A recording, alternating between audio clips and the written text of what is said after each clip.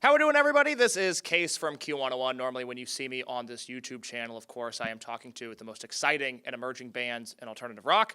But we have something different today. Joining me in the Q101 lounge, much like contemporaries Tony Khan and Ricochet in the past, we have New Japan Pro Wrestling's Rocky Romero here. Rocky, it's an absolute pleasure. How are you doing? I'm doing wonderful. It's I've been in the city for 10 hours, 12 hours, and I'm feeling great. And I got a good shock of a little cold this morning. It's unfortunately mid-April and freezing cold still here. Not so bad though. I thought it was going to be worse. So okay. I'm digging it, and it was nice. It was perfect temperature, and yeah, it's good to be in company like Tony Khan and Ricochet. I mean, two guys that are doing great things in AEW. And so am I guess. That's right. Yeah. Well, let's talk about that because you have your fingers in so many different pots, so many little things going on. For those that might not be aware, yes, tremendous professional wrestler all these years. Thank you. But also, is it fair to say you have a tremendous amount of influence across the greater wrestling world? Can you kind of explain what you do for multiple companies? Yeah, I am the glue that kind of holds this wrestling alliance together that is kind of opposite of WWE. So now, in the last year or so, we've seen WWE grow and try to work with partnerships, but I was doing all that stuff before that. So, I brought New Japan and AEW together, CMLL and AEW, CMLL and New Japan together. And before that, we had an extensive relationship with Ring of Honor with New Japan. So now that Tony bought Ring of Honor, so that's another part of the puzzle. But yeah, I go in between all the companies, work out talent coordination, and obviously we created the event Forbidden Door, which has been super successful. And yeah, that's kind of a little bit of what I do behind the scenes. Yeah. I don't know how you do it. Do you get any sleep ever? No.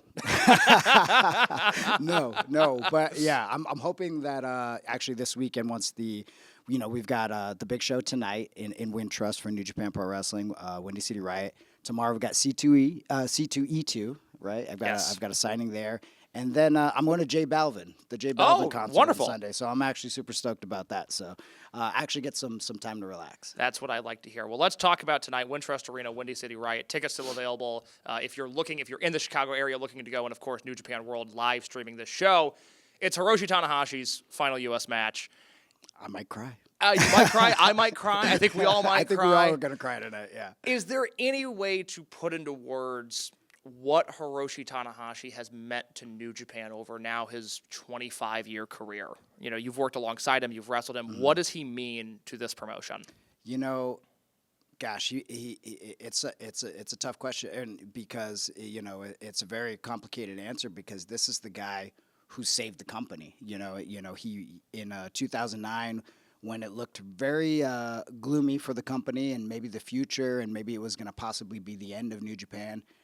This guy was the guy that the company built around everything. They built everything around him, and he became a proven success and brought New Japan back to the forefront. In Japan, and also helped bring it worldwide. So he means a ton to I know obviously the fans, the wrestlers, everybody who works in the office. We all have jobs right now because of him. So. Tonight's going to be a very bittersweet moment here, but I think it's in the best place that it could possibly be in. Chicago has the greatest wrestling fans in the United States, bar none, and I'm glad that we're getting to do it here, and he's getting to be sent off the right way, in front of the right fan base. I think about the amount of places you've worked, the amount of people you've worked for. Have you ever met anybody with the personality that Tanahashi does, where it seems like he's forward-thinking, and he's composed, and he's an innovator, and he's all these things? He does feel like, not to almost steal his nickname, but he's sort of a one-in-a-million kind of guy. Absolutely. The funny thing is, in this business of entertainment, you see one side, right? The side that's in front of the camera, and you often think that's the same person behind the camera. And he is truly what you see in front of the camera is exactly what he is behind the camera. He is just the nicest, most polite, well-spoken man. He's got so much charm and charisma, and he's one of the hardest workers that I've ever seen. I mean, this is a guy who, 20 years into his career, didn't need to keep on doing a big, frog splash, high fly flow from the top rope. But I asked him about it. I said, Tanahashi-san, we're in somewhere in the middle of the countryside in Japan, like, why do you always do the Frog Splash for the finish? He's like, this is what the people came to see. They paid for it. They want to see it. We're in front of 500 people in a small house show. And he said, but, this is what New Japan is. And that's the kind of work ethic that I think he puts forward and makes everybody else kind of gather around him and want to, push the boat even further and keep the engines rolling. So he's just a great leader in general. And like you said, he's a very forward thinker. What I love about him as well is, when it comes to Japanese business, I feel like, culturally it's like senpai kohai, which is like the elder and the younger coming in, and you kind of always have to respect what they say. But here's a guy who's, I think late 40s, early 50s, and he has his finger on the pulse still, So I think it's just a great age to have a leader and a president like that, that it's not thinking too old school, but not thinking too young, but it's like perfectly right in the middle. And I as New Japan goes through a period where things are changing and many stars have left, I think that he's just a great leader for that position, Of course, president of New Japan Pro Wrestling, currently Hiroshi Tanahashi. I want to ask you sort of a broad business question about Japan right now, because I cover Dragon Gate pretty religiously. That's my Cool. beat. That's what I'm up to date on always. And anybody that I talk to that has any sort of relationship with Dragon Gate, they speak about it in terms of pre-COVID and post-COVID, and the way that COVID specifically in Japan impacted the industry. You've been wrestling in Japan for 20 years now. Yeah. How did COVID change things for you? How did it change for New Japan? I mean, COVID was a rough time. Obviously, the government put so many hardships on all, on entertainment in general, but especially live entertainment, right? So, New Japan, unlike WWE or AEW, they're not a television company. Primarily they're a live event company. So not being able to have full capacity definitely hurt the company, and not being able to have as many shows as they wanted hurt the company. And then you break it down and you go to every single prefecture, which is like a state there, and everybody's got their different rules and regulations. So that was definitely a tough period. And definitely New Japan is trying to maneuver its way out of that still. And I think it's affected the business, like you said, in general in Japan. But also the cool thing about that is it also brought all the Japanese companies together. Yeah. So Dragon Gate, Noah, basically every major DDT, Yes. every major professional wrestling company in Japan came together and started a union, which is very interesting, so that they could talk to Congress in Japan and try to get help, financially, and also just try to unionize to make a bigger impact in Japanese wrestling, because it's a cultural thing now, like Mexico, and I know we're probably going to talk about Mexico here in a bit, but Japanese wrestling is huge, and it's such a big thing culturally, maybe not as much as America. I mean, like, not as much as Mexico, but I think it's important, So I don't know. There's good things and bad things that come with COVID, and that whole situation. But I think the future looks very interesting and good. Good. Tonight, Wintrust Arena, it's UNL Phantasmo against Tetsuya Naito and Teton. I was thinking about you and how long you've been in New Japan at this point. Was 2003 your first tour? 2002, October 2002. I was 19 years old, turning 20 years old, so I was just a kid. It was wild. Well, let me ask you this first. How did you get in contact with New Japan to tour at 19?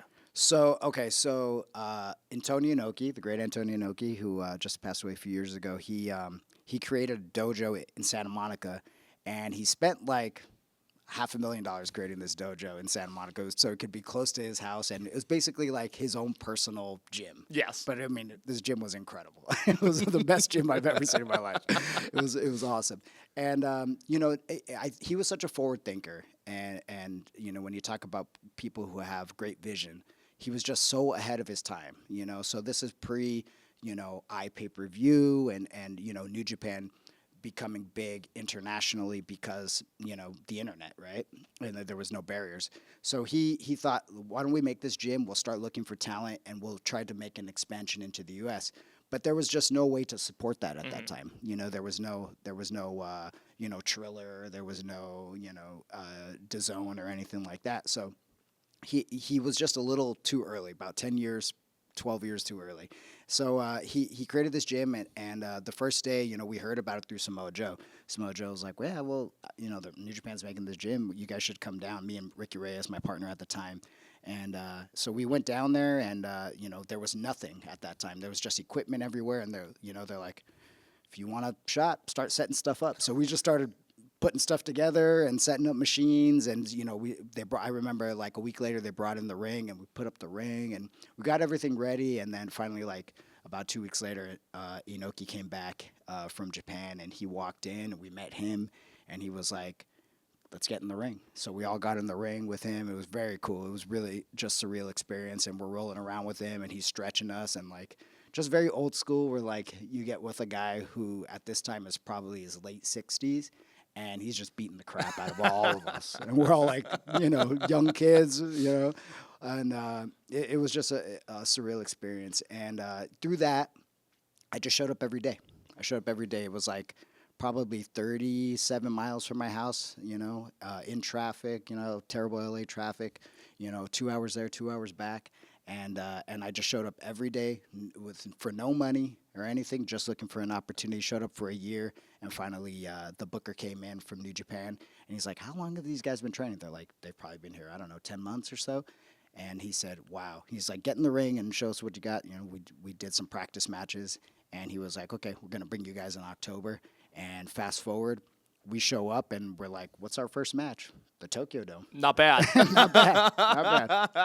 LA Dojo was who were your contemporaries? There was Danielson, TJP. Yeah, Danielson, TJP, Ricky Reyes, a guy named Jack the Bull, and myself. Yeah, there's probably 5 of us there. Did Lyoto Machida train there at some point? So yeah, he came in maybe the second year, I would say, and at this time he was signed with Inoki's personal management company, and Inoki had found him in Brazil, and obviously he was a major karate star at the time, but not a big name. And I think he had 1 or 2 fights that they had set him up in Japan, and he was like, so Inoki was thinking, this might be a good opportunity to start learning wrestling. So he came in maybe for about a week to do professional wrestling, and he was sore as hell, and he was like, I'm not doing this. He's like, I'm going to go back to fighting.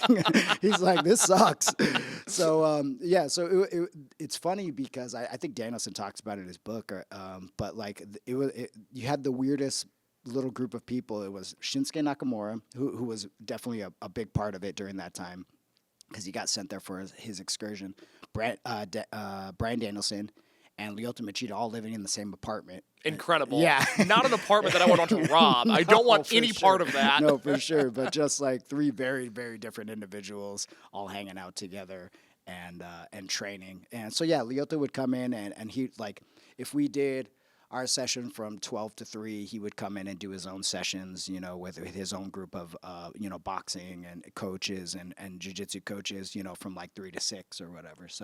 So it was the dojo was crazy because at any time anybody could walk in. We had the late great Joni Lauer would come in, China, and DDP would show up out of nowhere. Boss Rutan would show up the next day. Then you have like Steve Blackman. So Josh Barnett would always come in and start teaching us stuff. So it was like just a plethora of different individuals coming in at any moment, and it was just a wild place. It was really cool. Well, with that in mind, again, you start touring in 2002. You've got this LA Dojo, which has roots in America, but again, a little too forward thinking almost. Mm-hmm. Didn't necessarily gain any traction. I started thinking about, 2013 is when I started watching New Japan. And at this point, they've got the iPay-per-views on Ustream. Mm-hmm. You're in the Forever Hooligans at this point. I remember there being so much excitement about, like, you could watch all the G1 shows live for $150 if you buy all of them on Ustream. What a deal that was. Right. When did you realize, because you had been working there for so long, that there was this tangible interest in America for New Japan? Was there a turning point for you? I mean, obviously the Ustream started to give us like a little traction, but it wasn't, the platform wasn't like the sexiest platform, So I obviously when the rise of the Bullet Club came, and we had the Bucks and we had AJ Styles and we had Kenny there, and that was really the moment that everything started to turn. Obviously the Good Brothers are a part of that as well. So yeah, once they made that Bullet Club T-shirt, and it started to just it was everywhere. It was everywhere. It started to garner just into mainstream and just pop culture. That was the moment that we were like, okay, now there seems to be a huge interest. And I'll never forget when we did, I think 2016 or 2017, we did the first ever Long Beach shows. Yeah. And just the demand was crazy. And the first day we put the tickets on sale, they sold out in like an hour or something.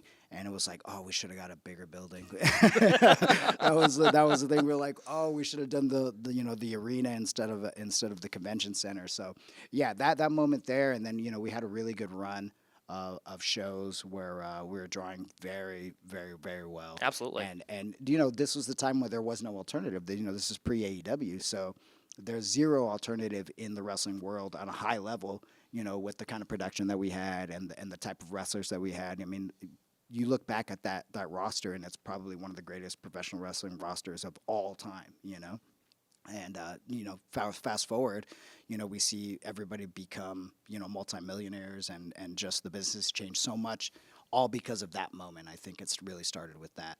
So that was the major shift, I would say. Absolutely. I love it. Windy City Riot, again, tonight, Wintrust Arena. Tickets still available if you are in the Chicago area and want to get to them. I brought you here to talk about New Japan, obviously, but I want to talk about CMLL because I don't feel like you've maybe been given the platform, or maybe you don't want to talk about, but I don't feel like you've been given the platform to talk about the great work that not only you are doing in Mexico, but that CMLL is doing as an entity right now. Right.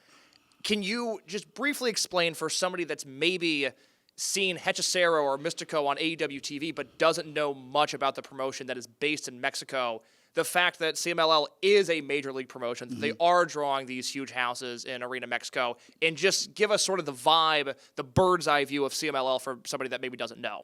Well, yeah, the company's been around for 90 plus years. Not bad. Yeah, not bad. It's very interesting, the history of CMLL, because Salvador Lutheroff, the first, he won the lottery. And with the money that he won from the lottery, he decided to invest in this thing called professional wrestling. And what he did, it was very smart. He obviously grew a great realty portfolio, but what he started was he created all these different arenas in each major city in Mexico. So then with that, he just basically created his own touring system. So Monday night would be Mexico City, Tuesday night would be Puebla, Wednesday night would be Guadalajara. So he took that all around. They made like 7 or 8 or 9 different arenas. And with that, he just toured, and he had everybody tour. It was very genius what he did. And with that, he basically created the culture of Lucha Libre, and it obviously was something that caught on fire because it's a spectacle, and they started to people started wearing masks, and that's how the whole tradition started. So a company that's been around for 90 years, they still have I think 4 arenas that they kept, and they've sold some of them off, or some of them this is in the 1930s they started. So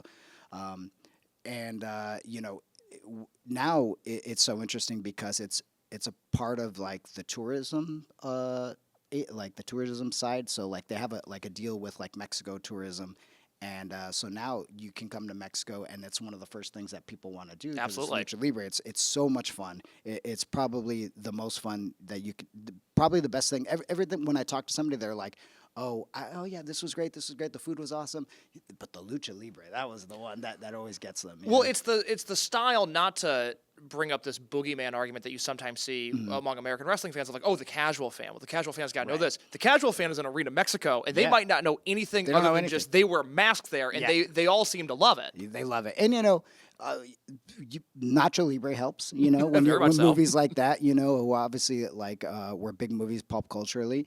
And, so I think that when you see somebody and the Mistico era is the most interesting, because I think in 2007, 8, or I would say, no, 2009 or ish, that's when Mistico got introduced. And, they had all these great characters, El Santo, Blue Demon, and they were the ones that really became, mainstream. They had their own movies, and, Santo did 13 movies about, killing zombies and fighting vampires, but very fun stuff. So then when Mistico entered into the arena, that was like another cultural shift and another shift of popularity, and it really went up high, and then it kind of died down. But when he finally came back again, I would say 4 or 5 years ago, Yeah. back to CMLL. Because he didn't have his name at first, but he was back there under a Right, different name. right. And then I think it's been 3 or 4 years now. It's been since 3 or that- 4 years, yeah. And now, it's back on this crazy rise. So yeah, I was talking to the owner now, just a couple of weeks ago, and he was telling me that they are drawing 8,000 plus every Friday, which is the same arena, same place, same time for I don't know how long, and they're drawing 8,000 plus. And now they're into for 40 something weeks or something Wow. like that. So it's just an incredible record that they have going right now, and the business is on fire. And obviously with the tourism as well, they're just growing it very slowly, and naturally and organically. So when people come in, they watch it for the first time, and then they start to follow, which is really cool. So so now, obviously with AEW, now working with CMLL, my hope is to grow and get more eyes on the product, because they've got such an incredible roster. Like, a guy like you said, Hechicero, who's very different from Mistico. If you could go the complete opposite style, Yeah, absolutely. stylistically of Mistico, this guy, he works, submissions, and he's just very unique. He comes out with these fireballs, and he's the alchemist. It's just really cool. He's just a very cool guy. And so yeah, I think that there's just a lot of stuff there that they like. So they're kind of almost in the moment of where New Japan was Ustream days. Like now they're putting their stuff out on YouTube and trying to figure it out and how they could grow their market outside of Mexico, but also make it like a commercial to want to come to Mexico and come to the arena and spend money and see the show. So I think that that's kind of where they are, where New Japan was in 2016, 17, Yeah. So I think that that's where they're there now, and it's cool to have them be a part of AEW, and obviously with New Japan as well in Japan. But that's been going on for years. But now just trying to see, where we could go with it, and then I'm hoping that they'll be a big part of All In as well. And right now, for those that don't know, you can watch CMLL on their YouTube channel. They have a monthly subscription. There's a few different tiers. Mm-hmm. I'm curious, have there been conversations following in the footsteps of New Japan of doing Arena Mexico shows with an English commentary feed, or maybe selling them as one-off pay-per-views on Triller instead of having people buy in for the month? Do you know if there's been any conversations about that? There's been a lot of conversations. About that over the last couple, probably since I've been back. Mm-hmm. Since I've been back in CMLL, I've brought them, numerous things where they've kind of been very curious, but just been hesitant on how to maneuver it exactly. But I think their strategy is interesting because obviously YouTube is just everybody's got it. Yes. Billions of people worldwide have it. So it's easy to access, but like I said, I think to what you said was that the wrestling fan is used to buying on certain platforms. That's right. So like a Triller or something like that, or even a New Japan World, I think would be interesting. So and I think it's just going to take time to see, I think they want to see where their subscription lands in a year or two and how they can build it. But I do think a one-off pay-per-view or just having multiple feeds, right? So if they do the anniversary show, I think this garners so much international attention that they can do it on YouTube, but also do it on Triller, So we'll see. That's definitely something that I'm trying to work with them to just expand. I'll tie this into modern-day CMLL, but I'm going to ask you the same question about how you got into New Japan, but with CMLL, because I recently fell in a YouTube wormhole of a young Rocky Romero, Oh, wow. a young Ricky Reyes, a young TJP, and a young Bobby Quance. Shout out Bobby Quance. Yeah. You guys running roughshod over CMLL in Yeah. 2003. And there's not a ton of that footage out there, but the stuff that is super enjoyable. And I have to know, you get to the LA Dojo in 2002, you start working for New Japan. How did the first CMLL bookings come about? So through New Japan. Okay. So we went over in October of 2002, like we talked about, and New Japan was like, "You guys are really good, but you guys just need to get some more experience." And at that time, there was a guy named Black Cat that was working wrestling for New Japan for many years, and he obviously came from he's Mexican. He came from Mexico, and he came over to Japan and then just never left. Is it almost like the inverse of how Okamura is now? Yes, or is Japanese yes, and exactly. it's just like, I'm here now. Exactly. I'm here now. And he started a family, and he loved it. He loved it so much. He loved the culture. He loved everything. He loved how New Japan treated him. So he decided to stay, and then he became the first link between CMLL and New Japan. So he came to us. He said, "You guys are awesome. I want to book you guys in Mexico." And we were like, "That sounds awesome." Sweet, knock yourself out. Yeah, but I mean, we were so green at that time, and so wet behind the ears. They sent us down there, and there wasn't a lot of communication. So like, he told us everybody's got to get masks. So we show up with masks, and they're like, "Why do you guys have these masks? Like, we don't need these masks. Like, you guys are American. Like, show your faces." We're like, "Okay." So, the first promo, I don't know if you found that, but like the first promo that we ever did in Arena Coliseo is probably the worst promo in professional wrestling history. Like, we're trying to explain to ourselves and like who we are, but we have no idea who we are. Yeah. They told us our name is going to be Los Havana Brothers. So we're like, what? And they wanted to call us like Havana Brother 1, Havana Brother 2, Havana Brother 3. Like, we didn't even have names. So we're like trying to like maneuver it and figure it all out. And I would say the first month that we were there, it was a little rough because we just didn't really have direction, and obviously the communication issues. And at this time, I didn't speak any Spanish. So like TJP of all people probably had the most Spanish of all three of us because he had just recently taken it. He was probably 18 years old. Oh my God, so, yeah. He had taken it in high school. So, then we had that match against. They booked us on a random Friday against Ricky Marvin, Volador, and Virus, and that just was the perfect guys. They weren't like older guys. Everybody was fairly young, and and everybody was fairly experienced, and they had a ton of ideas. And that was the match that kind of changed Lucha Libre in general because everybody was just kind of used to doing the same stuff, And these guys were doing some wild stuff. Absolutely.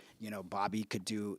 He was the first one I think to do the shooting star in Arena Mexico, to the outside, to the inside. I mean, he was a nut, and that match changed everything. And then all of a sudden, Bill's like, boom, okay, now we know who we are. We are the crazy spot wrestling guys who are doing like all the new age moves, basically, and on all the new age stuff. So we started doing that, and then it was a huge success. People are throwing money into the ring. I mean, like a lot of money into the ring, and then they said, okay, we're gonna run this back in a couple of weeks.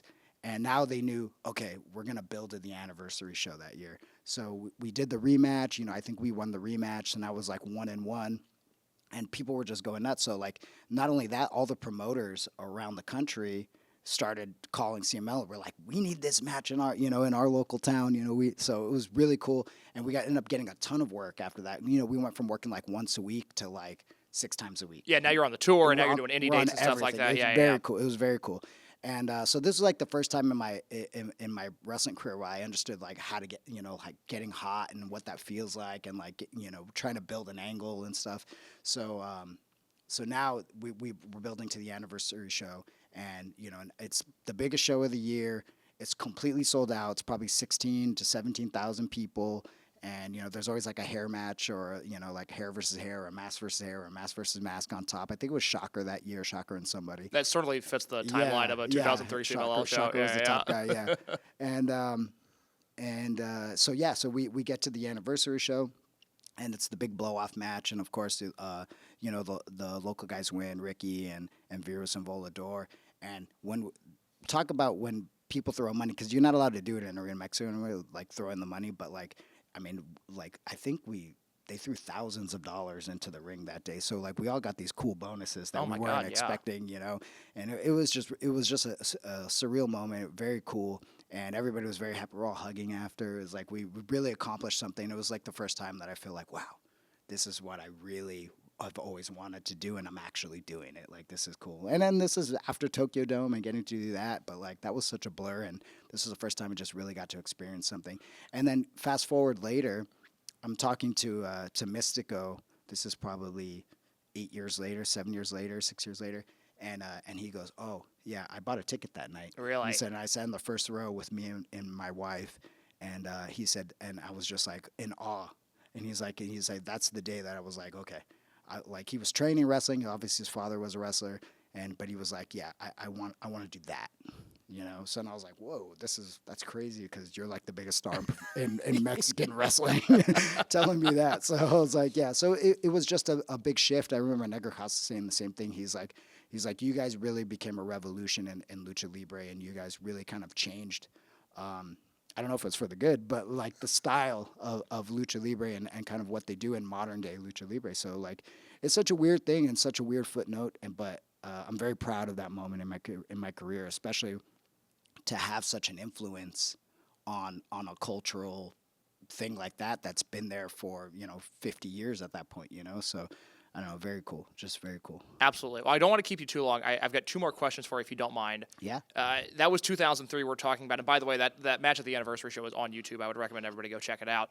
You come back to CMLL really full-time at the start of 2023. So 20 years later, you have the match with Volador in January of 2023 that I think opened a lot of people's eyes, myself included, to like, oh, this is something I really need to pay attention to. How had the culture of CMLL changed from your first tours to now where it's at today? Very different because I would say, yeah. So the funny thing is I came back as a mass wrestler called Gray Shadow in between, and they put me right into the main event at that time with Mistico and Paraguayo Jr. and I think like Wagner and like all these mega big names. So I did not do well. It was probably the worst time in my career. I had this mask. I didn't know I didn't know who I was and what I was supposed to be. And it was just a really hard time for me in my career. So then what I ended up doing is, I wasn't getting any work because I was basically a flop, right? So I jumped over to AAA and when I was there, it was just another terrible experience. It's like probably 2 years of my career where it's just like, I'm on a complete downstride.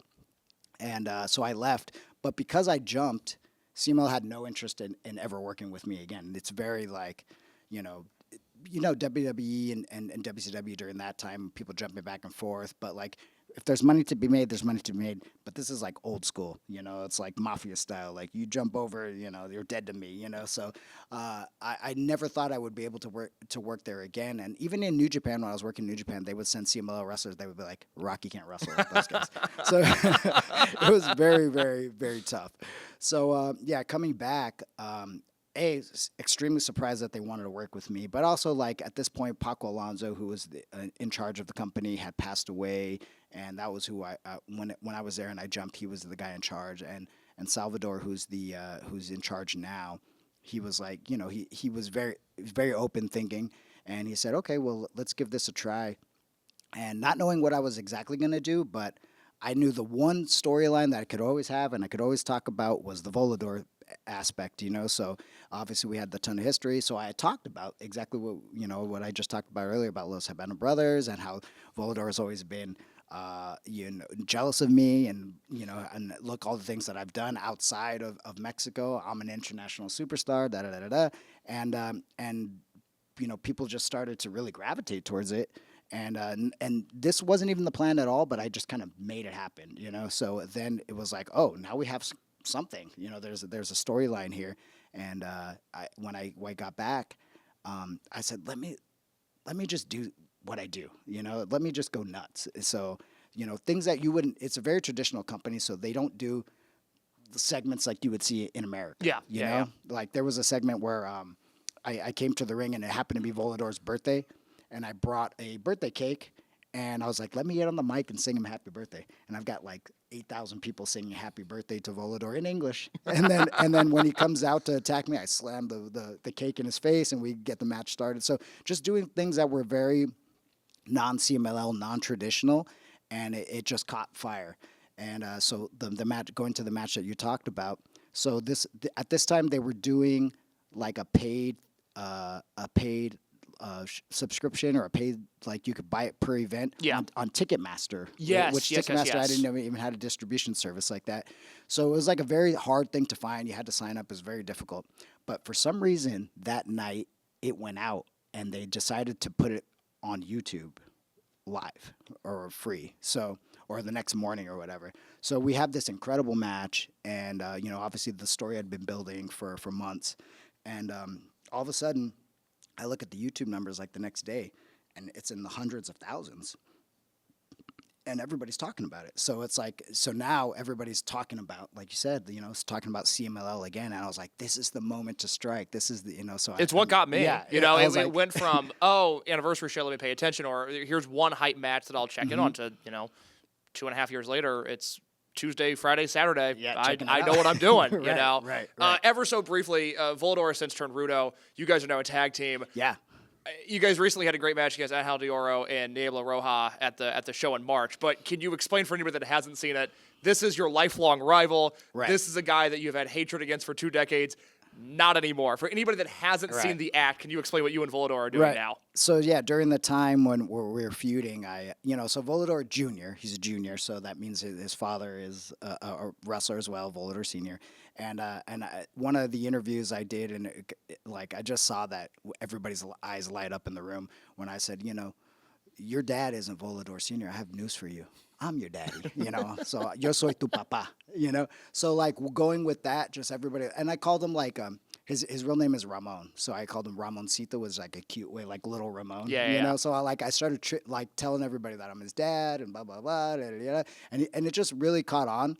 So whenever we'd wrestle, I'd hug him if he was my son or pat him down, and it was, so that just kind of became the thing. So I don't know, Volador thought it was hilarious as well. So he just really played into it. So when he turned Rudo, I was in the ring with him and I said, finally, you've come to the dark side, basically, and I hug him and we have this, this moment, cut a promo, and so now, yeah, we're teaming. My long life rival, who's also my son, is now, we've created this family unit. And so, yeah, going into the match with Niebla Roja and Angel de Oro, they're actual brothers.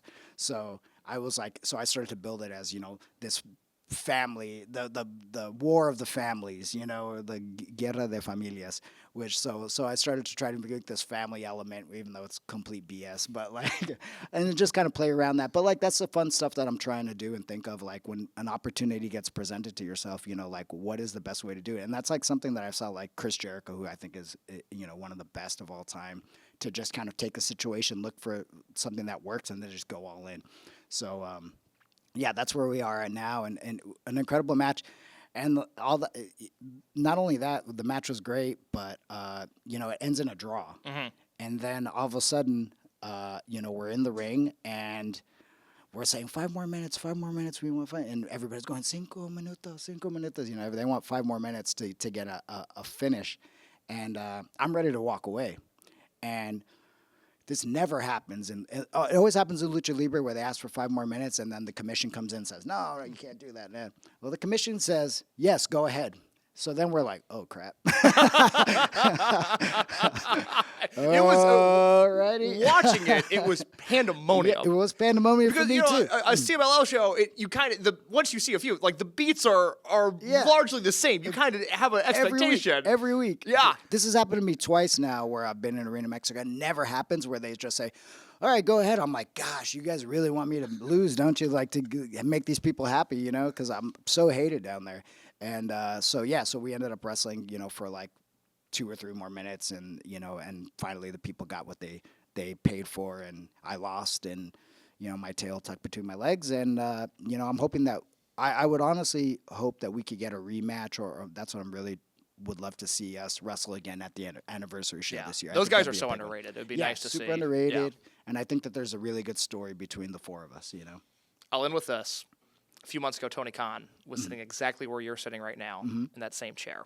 And he expressed desire for AEW to one day run a show in Arena Mexico. I know you've got Forbidden Door London coming up.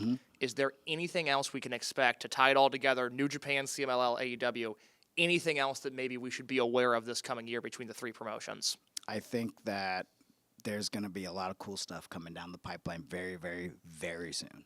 So I'll say that, and I think Tony's right. I think, obviously, it would be amazing to bring more AEW internationally. Obviously, they did a Grand Slam in Australia. That was a huge success. The last 2 shows in London, All In, have been incredible. And I think that's where AEW is at now, is trying to take it internationally. I'd also like to see AEW go over to Japan and do a proper Dynamite or Collision there or a pay-per-view there would be amazing. It'd be nice to do a Fantastica Mania equivalent with AEW, because when Ring of Honor did that, they embraced the barricades and everything, and it was very cool to see in court. Yeah, it's got its own kind of flair Yeah. on it, right? So yeah, I think there's some very cool news that is going to be coming very soon. I can't wait. Well, Rocky Romero, thank you so much. I appreciate Windy it. City Riot. If you're in Chicago listening to this, watching this interview the day it comes out, of course, get to Wintrust. If not, Rocky, what would you like to plug? Yeah, we've got the big show tonight in Wintrust. We've also got New Japan Resurgence, which is coming up May 9th in Ontario, California. And both shows will be on NJPWWorld.com. We've got we're working out the app. It's working pretty good now, and so I think you should check it out. I think it's like $9.99 or $9 when you convert it from the yen. The yen's down. I think it's even maybe cheaper now. something. So it's really, really cheap entertainment. There's a lot of great stuff, and especially you want to get it now because we're going to be going into the summer pretty soon, and we're going to have the G1 and a bunch of big shows, Dominion as well. So definitely check it out if you're a wrestling fan. And, I got AEW coming up, got CMLL coming up. It's just a really, really cool time in my life. And, if you want to follow me at Azuka Rock, AZUCAROC